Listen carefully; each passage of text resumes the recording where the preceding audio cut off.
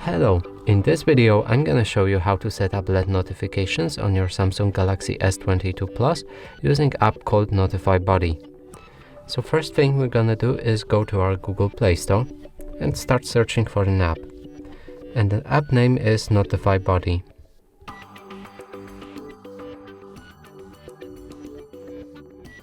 Like this. Press install.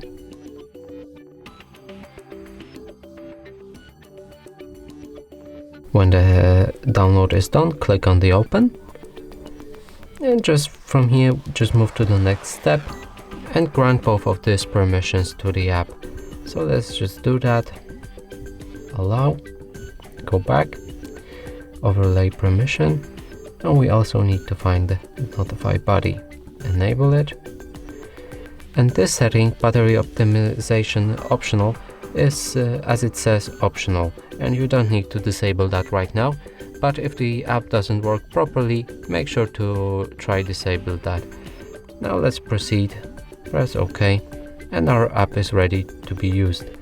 And to use it, from this menu you will need to select the apps you want to get LED notifications from. So in this example I'm just gonna pick Facebook.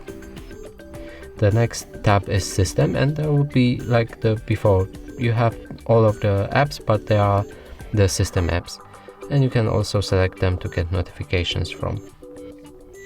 In Active you will see all active apps from which you will get the notifications, and in the settings you can customize the LED lamp in any way, almost any way possible, like change it time, delay, the size, place on the screen, or even the shape, but some of the settings are locked behind premium.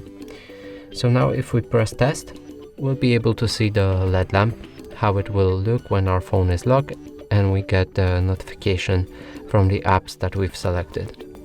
It will look something like that. And that's it for this video. Hope you like it. Please consider subscribing to our channel, leave a like and a comment below.